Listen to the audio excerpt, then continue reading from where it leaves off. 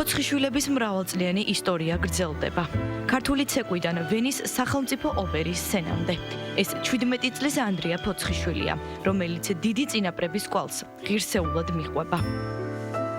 მე ვარ ხელოვანთა ოჯახიდან, რომლებიც მოყვებიან ამ ქართული ცეკვის ტრადიციებს და ყველაფერი იწყება ბაბუაჩემის გელუდი ფოცხიშვილის დამსახურებით, რომელმაც დააარსა ქართული ცეკვის ანსამბლი მეტეხი და სწორედ მაქედან დაიწყო ჩემი ცეკვის ასე ვთქვათ პირველი ნაბიჯები.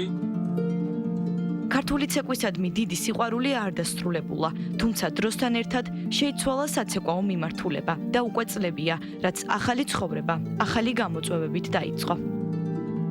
ქართულ ცეკვაზე პატარა ვიყავი, რო შევედი და რაღაც დროის შემდეგ ჩემო მშობლებმა აღმოაჩინეს, დედაჩემი იყო ყოფილი ბალერინა და აღმოაჩინა, რომ მქონდა საბალეტო მონაცემები და გადაწყვიტეს, რომ შევიყვანე ვახტანგ ჭაბუკიანის სასწავლებელში, სადაც დავიწყე პირველად შესწავლა ბალეტის და ესე მოყვა თავიდან, ესე დაიწყო ჩემი ბალეტის პირველი ნაბიჯები და დღემდე ვაგრძელებ.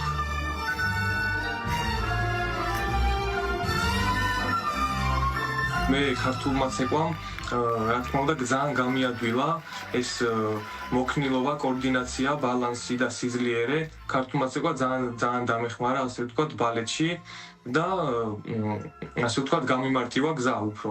მაგრამ ძალიან რთულია ასევე ბალეტში ის საფეხურები, რაც უნდა გაიარო თავიდან, რომ რაღაცას მიაღწიო სამომავლოდ, ძალიან რთულია ჩემი აზრით.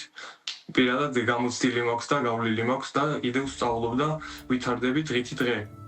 წელს დავამთავრე სასწავლებელი, მქონდა გამოსაშვები. ამის შემდეგ გადავწყვიტე, რომ მიიღო დიდი გამოცდილება და ამ ყველაფერში ბატონი დავით მახათელის და ნუგზარ მახათელის რეკომენდაციის და მათი წყალობით მოვხდი ვენის სახელმწიფო დასის ჯუნიორ კომპანიაში და ეხლა მან გავაგრძელებ სწავლას ერთი სეზონი და შემდეგ ვნახოთ როგორ გაგრძელდება და მთავარ დასშიც გადასვლაზე, რა თქმა უნდა, ეს არის მთავარი მიზანი ჩემთვის ჯერჯერობით ამ ეტაპზე. ამ გადაწყვეტილების შემდეგ სამშობლოს დაემშვიდობა, ვენაში დასახლდა და ავსტრიული საბალეტო ცხოვრება დაიწყო. ამ პერიოდის განმავლობაში ბევრი წინააღმდეგობისა და სირთულის გადალახვა მოუწია, თუმცა როგორც თავად ამბობს, ეს ყველაფერი მას წინსვლაში ყველაზე მეტად დაეხმარა.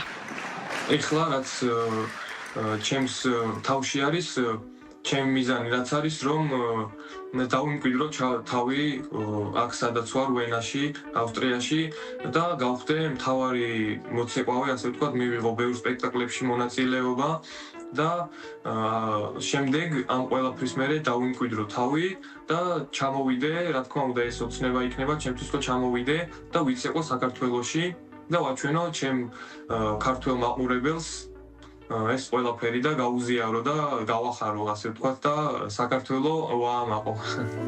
ფიქრობს, რომ მთავარი შრომა და საქმისადმი სიყვარულია. სჯერა, რომ ერთ დღეს აუცილებლად აიხდეს მთავარ ოცნებას და თავის ქვეყანას კიდევ არაერთხელ გააცნობს მსოფლიოს.